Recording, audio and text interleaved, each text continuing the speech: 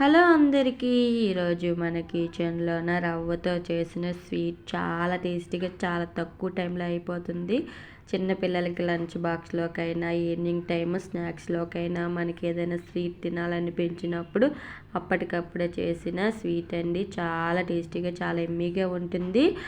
మనకు చాలా తక్కువ టైంలోనే సింపుల్గా అయిపోయే ఈ రవ్వ స్వీటు ఎలా చేయాలనేది ఈ వీడియోలో చూద్దాము.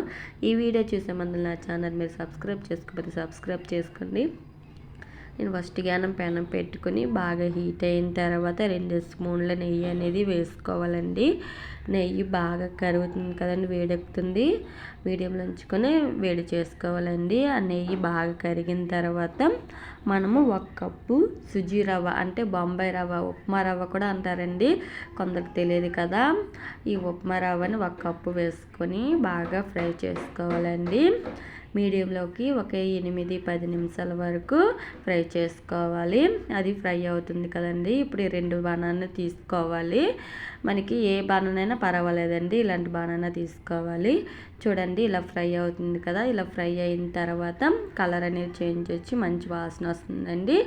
ఇది మనం సైడ్కి పక్కన పెట్టుకోవాలండి. గ్యాస్ ఆన్లోనే ఉంచుకోవాలి, మీడియంలోని సైడ్కి తీసుకోవాలి. ఇంకో 2 స్పూన్ల నెయ్యి అనేది వేసుకొని ఇప్పుడు మనం బనానా ఉంది కదండి, బనానా చూపించాను, అది బాగా స్పోర్క్తోనైనా చేయితోనైనా బాగా మెదుపుకొని లేకపోతే మిక్సీ అయినా పట్టుకోవచ్చండి. ఇలా పట్టుకొని ప్లేట్తోని వేసుకొని ఇది కూడా ఒక 2 మినిట్స్ వరకు బాగా ఫ్రై చేసుకోవాలండి. ఈ బనానాని ఇది బాగా ఫ్రై అవ్వాలి కదండి.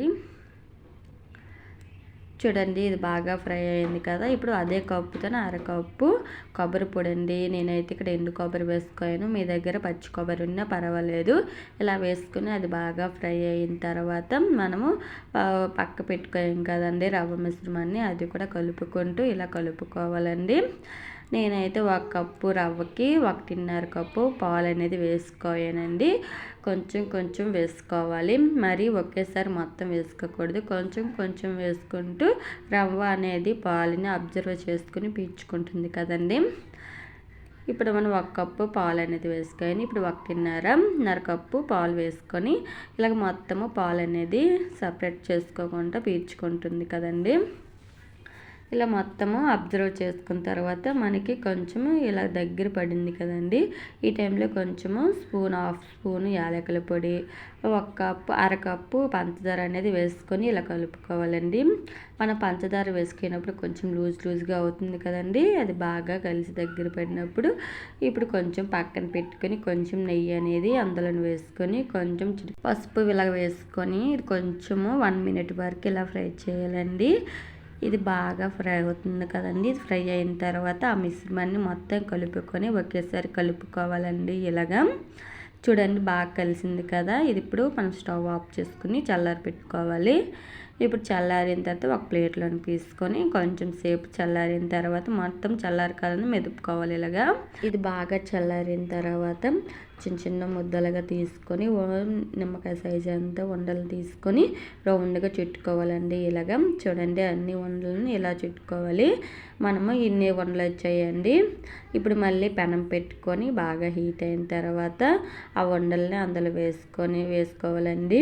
ఇక్కడ నేను దలసరి పెనం యూజ్ చేశానండి. ఇక్కడ నెయ్యి వేసుకోకుండా మొత్తం కాల్చుకోవాలండి. అదే మీరు మామూలుగా పెనం పెట్టుకొని పలసగా ఉంటుంది కదా అని పెట్టుకోరనుకో కొంచెం నెయ్యి అప్లై చేసుకుంటూ చిన్న అప్లై చేసి ఈ ఉండలు అనేది పెట్టి ఇలా కాల్చాలండి. మొత్తము రౌండ్గా ఇలా కలుపుతుంటూ ఇలాగ కదుపుతూ కాల్చాలండి. చూడండి నేను చూపించిన విధంగా చేయండి. లైట్గా ఇలాగ అటు ఇటు మొత్తం కాలితే చాలా బాగుంటుందండి ఈ రవ్వ స్వీట్ అనేది. ఒకసారి ట్రై చేయండి, ఎలా వచ్చిందో కూడా కామెంట్ చేయండి.